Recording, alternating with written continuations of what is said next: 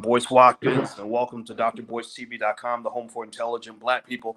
I'm not going to talk for too long, but I wanted to come in really quick and talk about the Disney movie Soul. So Disney has a new movie called Soul that is very popular. Apparently, lots of people seem to like it, and I'm sure I'm going to like it too. And like a lot of us, I've got kids at home that love Disney, and I have nothing against Disney at all. I just want to make a quick point about Soul. Soul was brought to my attention actually because there's a brother named Kemp Powers who's the director of the film, and Kemp Powers got to direct this movie, this Disney movie Soul, and there was somebody on the HBCU website that was basically really proud of the fact that Kemp Powers was selected as the director, and I think that's really great. And so first of all, I want to start off by saying congratulations to him and his family. I'm really happy for him. I'm happy for those of you who enjoyed the movie and stuff like that. Give me a yes or no if you've actually seen the film, and if you liked it. Give me a yes or no. Most people seem to have liked it. Now, here's the thing about all of this, right? Now, this is why I'm bringing up Soul and Disney and everything else. When I saw on this HBCU website, they were very proud that Kemp Powers had been selected as the director. They also mentioned that he went to an HBCU. I think that's awesome for Kemp. I think it's awesome for his family. It's awesome for whatever school he went to, etc. But I think that what you have to do is, for a second, consider the fact that that which is awesome for the individual is not always a big win for the community. Sometimes when Black people, give me a yes or no if you've noticed this. When a Black person gets a job, one Black person gets one job hired by a white company, we celebrate that like it's Black history. We celebrate that like it's Black history. I remember when what was that lady? She worked at the Today Show. I forgot her name. Her name's not even in my brain, but she was at the Today Show, and she was the first Black woman that the Today Show had ever selected to anchor a daily show or daily morning show, national morning show, whatever the case may be. Um, and they said that literally they made Black history. That she and the Today Show had made Black history by making her the first Black person to put on a daily show. Now, let me tell you why that's very dangerous thinking. Why that is actually white supremacist thinking. When you are Black and you give white people the ability and the right to make Black history by making a decision on who they're going to hire, which Negro they're going to pick, and which one they're not going to hire, you're giving them the power of a God.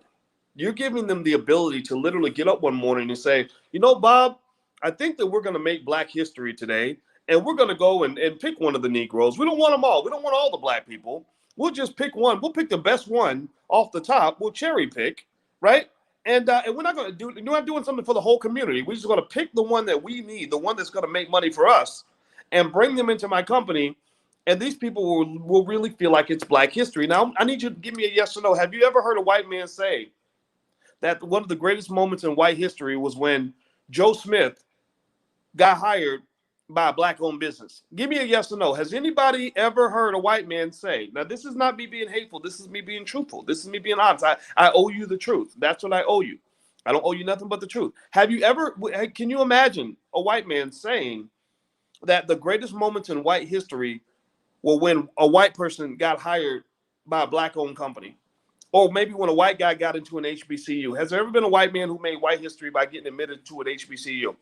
Where he's up there with George Washington and Abraham Lincoln and the greatest white men in history, right? Seriously. So the reason I say this is because, in order to really understand your position and the oppression that you face and how to overcome it, you have to understand the distorted reality that you've been indoctrinated into accepting. You have to understand where the rope-a-dope begins. The rope-a-dope begins at birth. And the rope-a-dope is that you're led to believe that being closer to white people makes you better and more successful. But you're not designed to measure what is a real impact on the community. Like, what's really moving the needle for the Black community? Like, what's really improving Black wealth? Well, one thing I can tell you, I'm a, you know me, my PhD's in finance, I'm a financial scientist, and I can tell you as a financial scientist that the needle on Black wealth is not being moved by Black people getting better jobs. It's just not. The needle of wealth in the Black community, the needle of Black wealth is not being moved when Disney decides to hire another black person. Right? The needle of black wealth is not moved when Disney puts out, another Black Panther movie. Now, the needle on Disney wealth moves because Disney collects $1 billion from the black community every time they make a movie for y'all. Just to be clear, this is not anti-Disney movie. I saw the Black Panther, so if I told you not to go see it, I'd be a complete hypocrite. So this is me stating facts that I need you to kind of process without me telling you what to do. This is just me stating facts. So the needle of black wealth is not moving forward by Disney making another movie. The needle of black wealth does not move forward when a company like Disney hires one more black person. Why is that? Well, because white people don't have enough jobs to hire everybody. And even if they did, you still wouldn't win because people who work for other people are not building their own wealth. They're getting enough money to survive.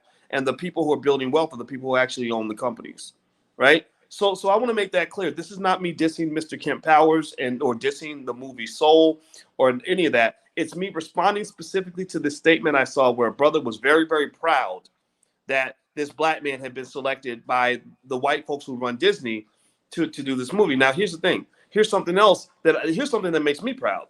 I know guys like Mark Harris out in Chicago, or Rick Mathis out in Atlanta, and Dorian Chandler in New York, and Tariq Nasheed out in Los Angeles, and other places all around the country where you've got black filmmakers who are not just getting a job. These are people that are actually creating jobs for other black people. There are people all around this country. I wish I had a list in front of me so I could shout them all out. I can't think of everybody right now. I'm probably going to remember a couple after I'm done. But I see black filmmakers. I see Quayle TV, which is the black Netflix. This sister doesn't just have a job. This sister is the CEO.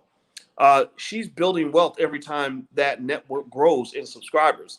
It's not as big as Netflix, not as fancy, but it is building wealth for the community. She hires black people, right? When you go work for other people's companies, what's happening is you're building their company.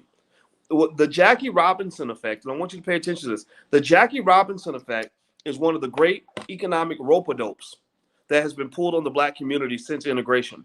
The Jackie Robinson effect is where you have been trained to believe that Jackie Robinson leaving the Negro Leagues to go to play in the major leagues was a big win for the black community. Like, that was our day. That was our shining moment. That was the time where we suddenly became somebody, right?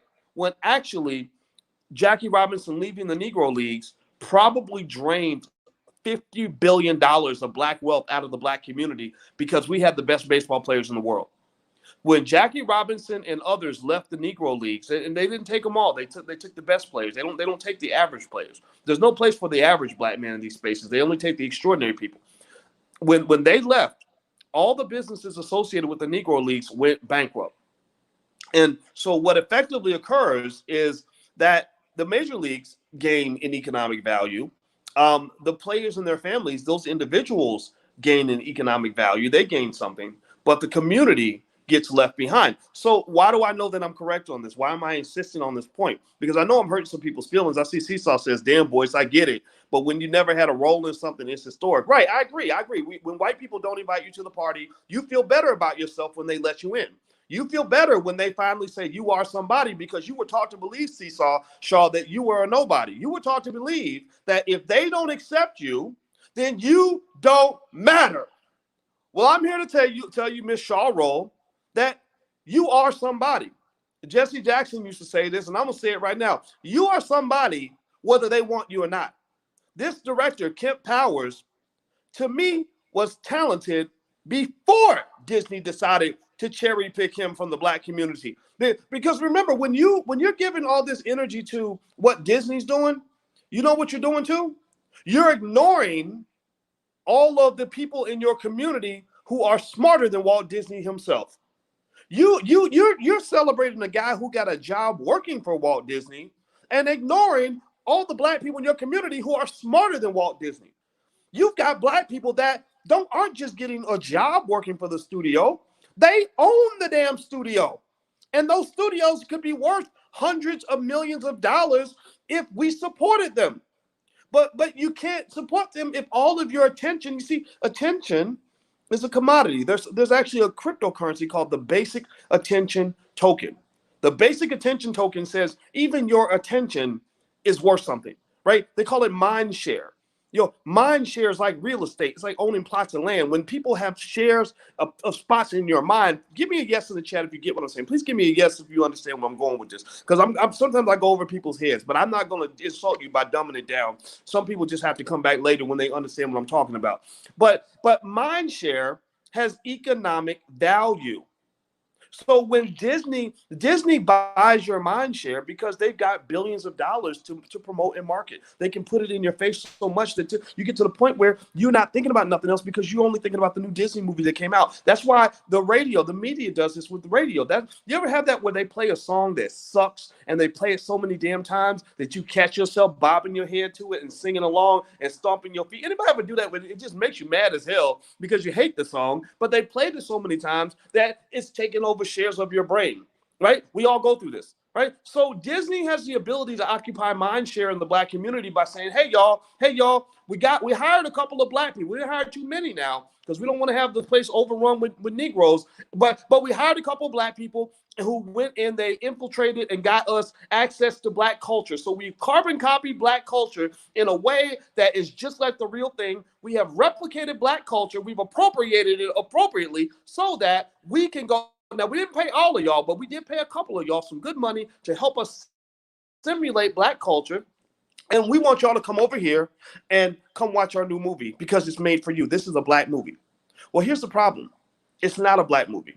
It's a movie with black people in it, but it's not a black movie.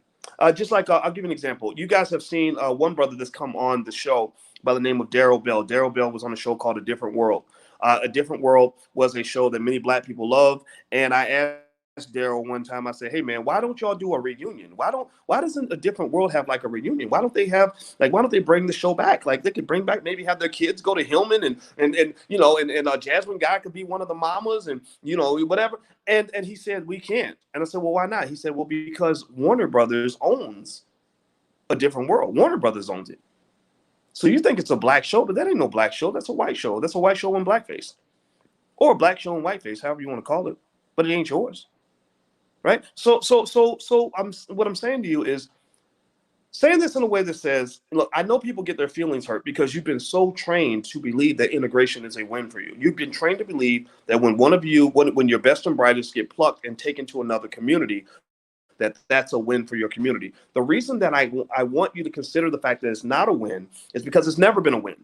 Because if you look at black wealth as a collective, if you look at the wealth of the black community, has that wealth been going up or down relative to other groups?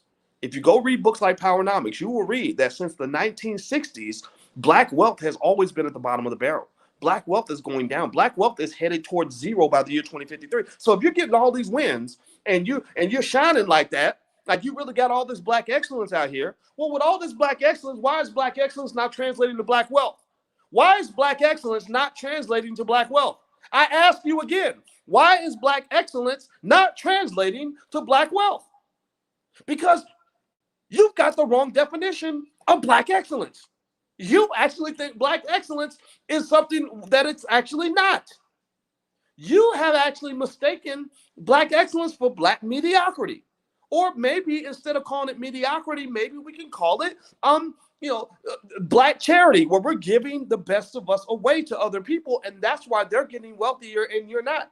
Because if we have all this greatness and all these reasons to celebrate, then you would think that we'd be able to pay some bills up in this mug. You would think that our wealth would be going up. So I'm just challenging anybody who disagrees, just say, okay, so you're telling me that this is great and we're doing better than ever. Okay, how? Show me how. Like, okay, how are we doing better economically than that? Give me a how. Give me the data, man. They can't give you the data because they're confused. They're confused. Their currency is, thank you, Ron Jones. That's a great term. Their currency that they're using, that they're mistaking for wealth and excellence is white acceptance. They're mistaking this idea that when you get one symbolic person, or maybe two, or maybe 10, accepted into a white company where they can go work for white people their entire lives and build wealth for white companies, you think that's a win for your community when actually it could be a loss. Let me tell you why.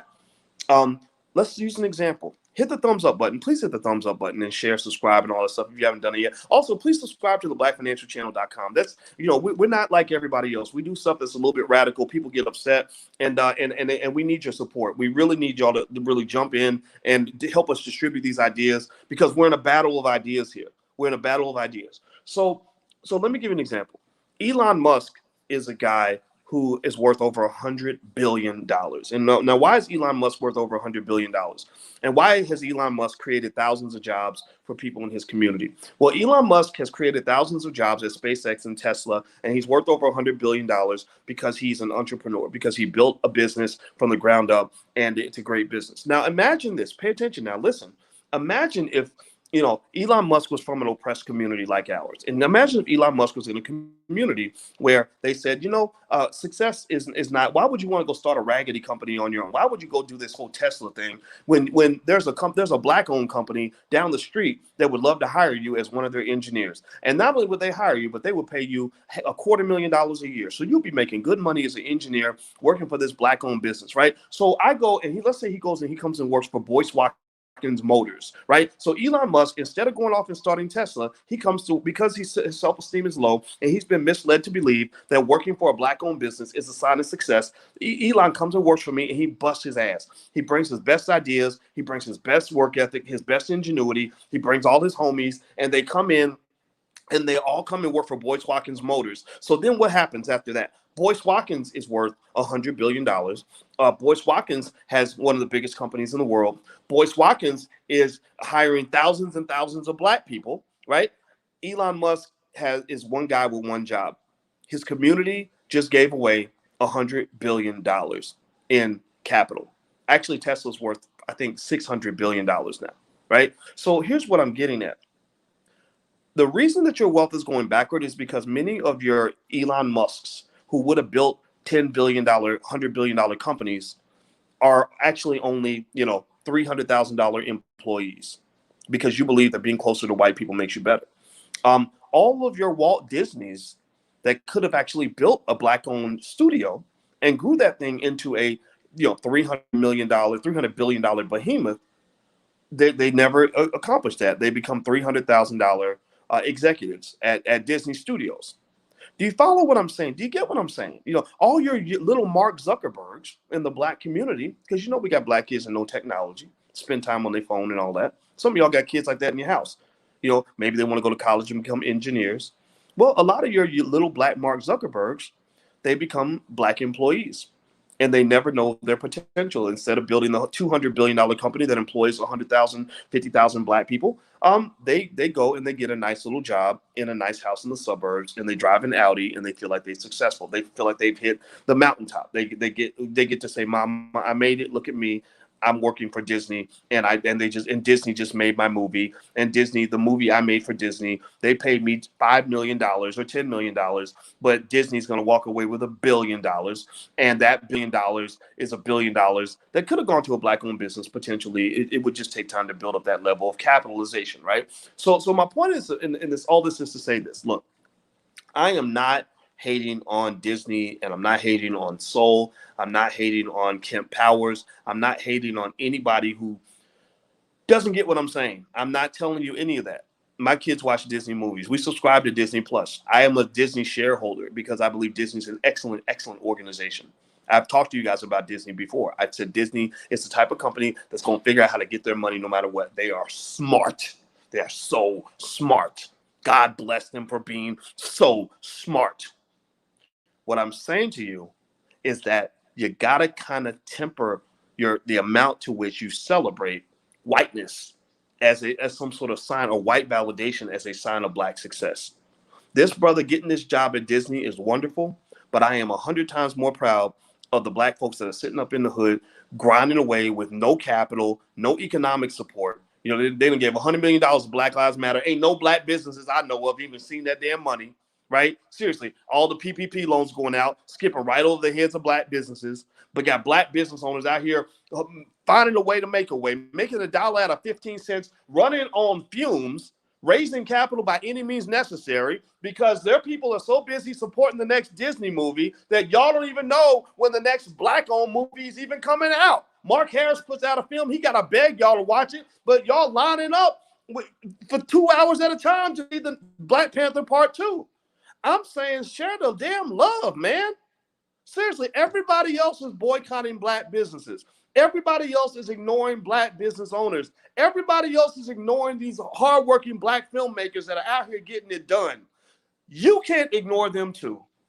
So get excited. Go see Soul. I don't give a damn. I don't care if you go see it. Black Panther 2 is coming out. I'm going to go see it with you. Coming up to America 2, I'm going to definitely have to see that too. But you know what? I'm also going to show up when Mark Harris makes a movie. I'm going to make sure I go see that movie as if my life depended on it. Or when Taki Grant, who made the movie Happy, when he makes a film, I got to see that film. It is my duty as a black man to support that movie. When Tariq Nasheed comes out with his joint, believe me, I'm first in line for that because Tariq is my Walt Disney. That's greater than Walt Disney because he built a multi-million-dollar empire with no capital support at all, right? So Disney, yeah, Disney's got billions in the bank. They've got banks and major corporations backing them and all kinds of resources. That's impressive. They're very smart people. But black folks are amazing because we're able to build empires with nothing. We start with nothing. We came out of slavery with nothing. They offered us 40 acres and a mule and left us with nothing. Took the 40 acres and the mule back, right? And we built all of this off of nothing. So I'm just saying to you, say this, look, it doesn't have to be either or. I want to make sure that's clear. Please do not get to the point where you're out here saying like, oh, Boyce is hating on Disney. Boyce is hating on Jamie Foxx. He's hating on Angela Bassett. He's hating on, Kent Powers, the director. I ain't hating on nobody, man. I love those people. I'm happy for them. But I really want us to focus on the things that are going to move the needle for black power, that are going to move the needle for black economics. Black people getting jobs does not move the needle for black people because you've been getting jobs since integration and your wealth is going backward. So stop thinking that a job is going to build wealth. Jobs don't build wealth. Ownership builds wealth. Assets build wealth. Investors build wealth. That's how you build wealth in your community. So that's it. That's my point. So I'm not going in. I just want to make that 100% clear because I know every time people defend white supremacy, people will defend white. You people get bug-eyed like, hey, boy, what you talking about? What you mean? Why you saying that? Right? We're not doing that today. Please, let's not do the bug-eyed slave like I'm a defend massa, like my life depended on it. Because I saw too much of that during the election. I saw too many people defending their Republican or defending their favorite Democrat, and it drove me crazy. Like, I wish you would defend black people the way you defend your favorite white person, because the stuff is ridiculous to me. It's actually quite silly. It makes you look like second-class citizens, and I'm encouraging you to be first-class citizens, which means that you're B1, black first. First class means black first. Put a hashtag B1 in the chat if you get what I'm saying. I don't have much else to say. I'm going to get out of here, guys. And speaking of all that type of stuff, all that black stuff, don't forget, make sure you subscribe to theblackfinancialchannel.com. You can also follow us on Instagram at The Black Financial Channel. And also, if you want to go to the Black Business School, if you want to learn more about black economics, theblackbusinessschool.com. We've got experts and specialists you can talk to right now that can help you figure out what your personal wealth plan is. So the URL that I can offer to you. And also, actually, tonight, we're doing an event called Black Experts Empire, where basically want to talk about ways that people actually monetize what's in their mind. So if you want to join us for that event, you can actually go to drboyceseminars.com. That's drboyceseminars.com. So feel free to take a look at that as well. And so I'm out of here, guys. Have a good day. And I thank you guys for listening. And I hope that this conversation was helpful to you. It's what I really believe. And again, it's not meant to have any ill will toward anybody. It's meant to have, this is all about black love, not hating of anybody. I'm not a hater. I'm a lover, but I love so much that the power of love exceeds the power of hate. So sometimes people that don't understand that will interpret that love to be hate when really it's just intense love. So I just want us to win, and I want us to change the game. I want us to do things different, and that's how we're going to get ahead. So take care, guys. I'm out of here. Thank you for listening. Have a good day, and I'll see you soon. Be good. Peace.